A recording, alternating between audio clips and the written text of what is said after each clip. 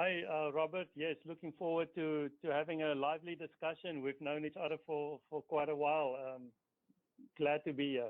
How did you get from there in South Africa to where you are now in Chicago? And tell us a little bit about going via Canada and Toronto.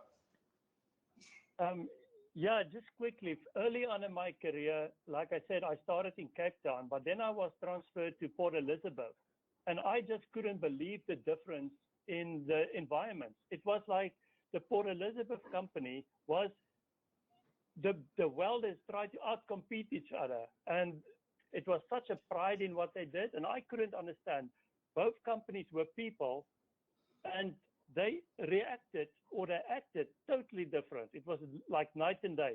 So, but that was my first indication that people are not people. There are other things at work in the background.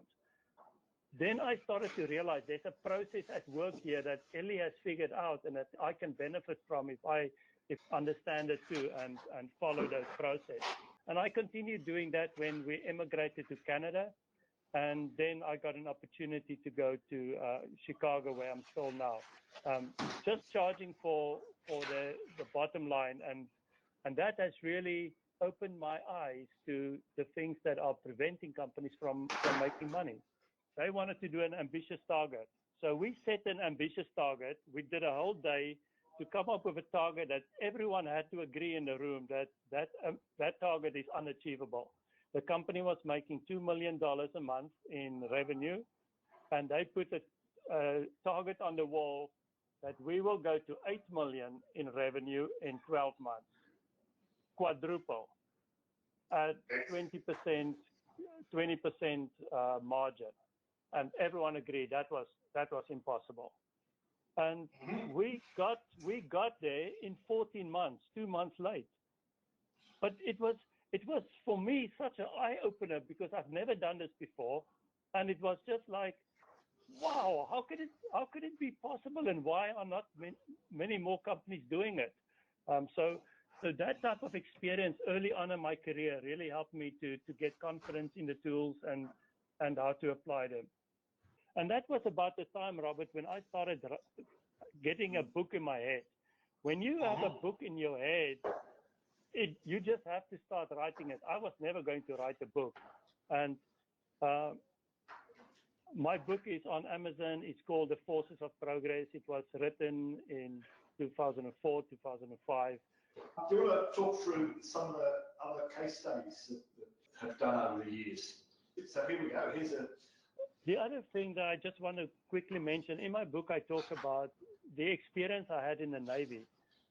I mean, Robert, they made us do things in the Navy that I would swear was humanly impossible.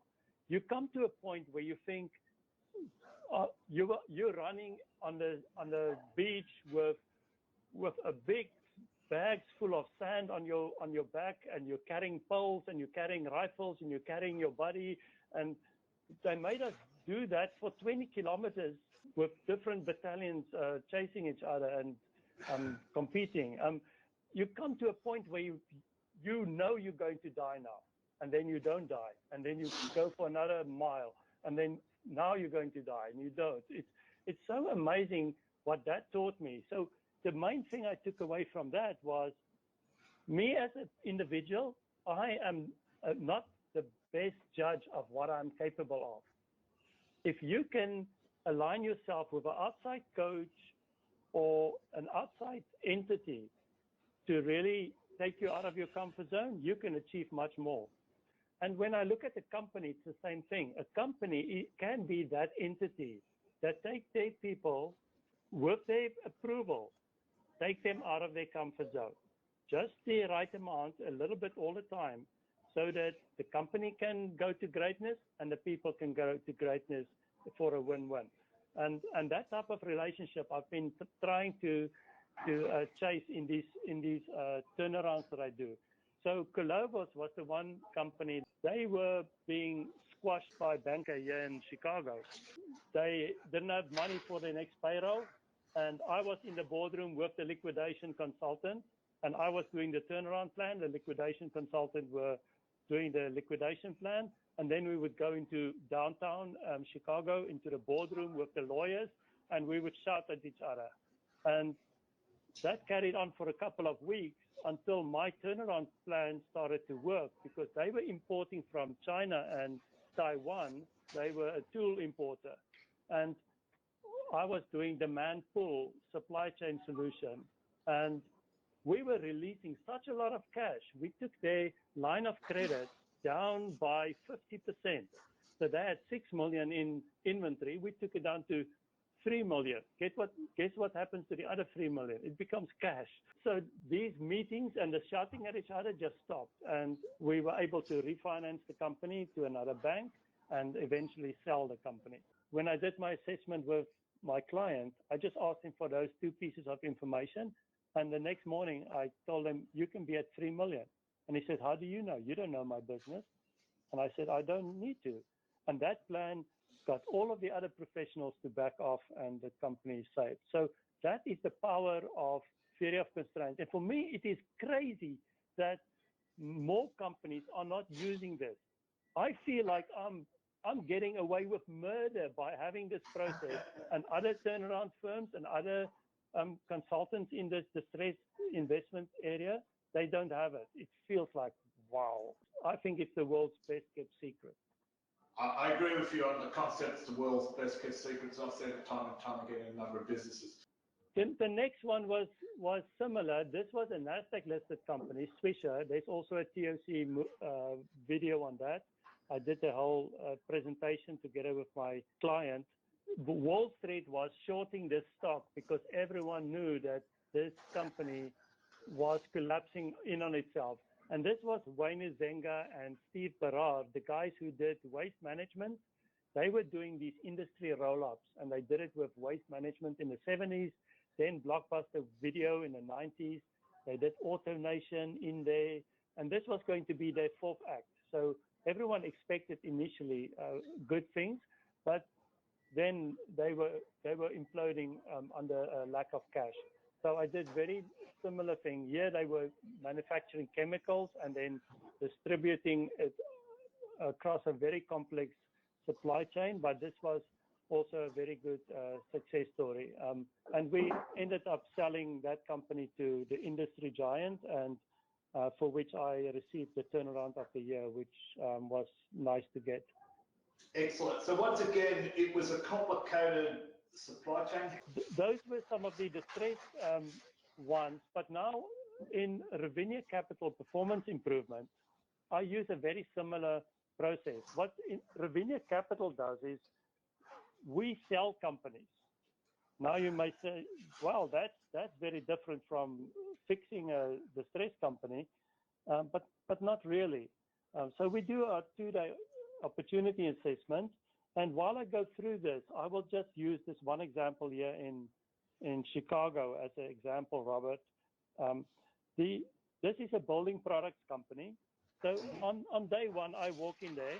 I basically just walked to the kilns and I took the data home, and I came back the next day and I told the owner, you're using your kilns 50% of the time. You can get almost double the throughput through this plant. And he couldn't believe it because he was a very, very good operator. So he was going to sell.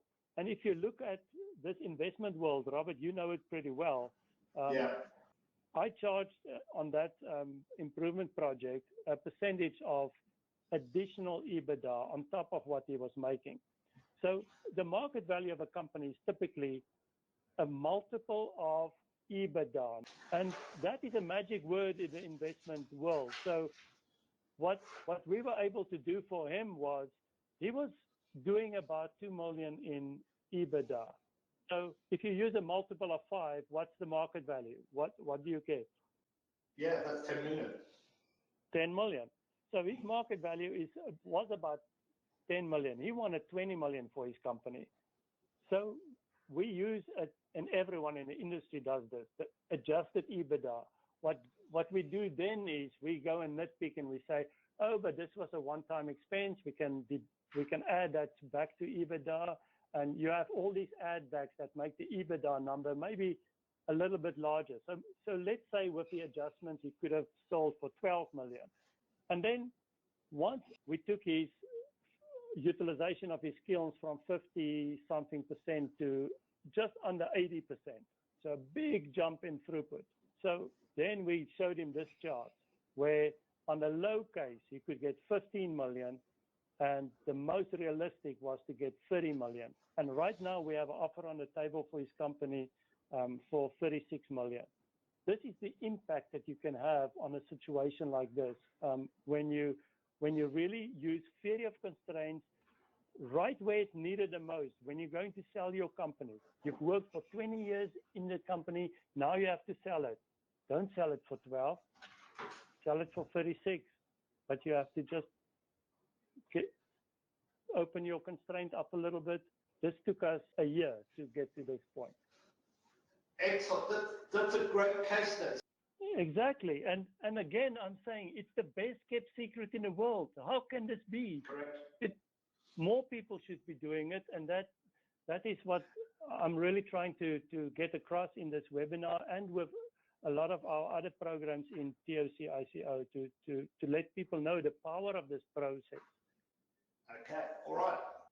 The other experience that I had early on in my life is my wife and I went to this cheetah breeding farm in the Veld, close to Pretoria in South Africa.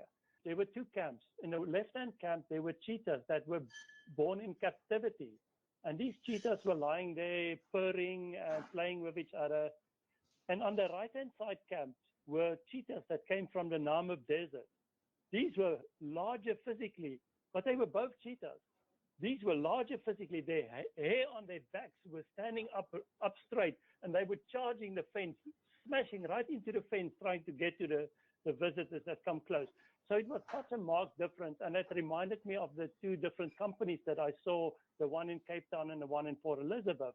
They're both people, but they are living different lives. The one is very close to their full potential, and the other one is just doesn't want to be at that company. So I became aware of you can breed a certain cheetah or a certain person in your companies if you follow the right process. And that's true for an individual, for a company, or for a country.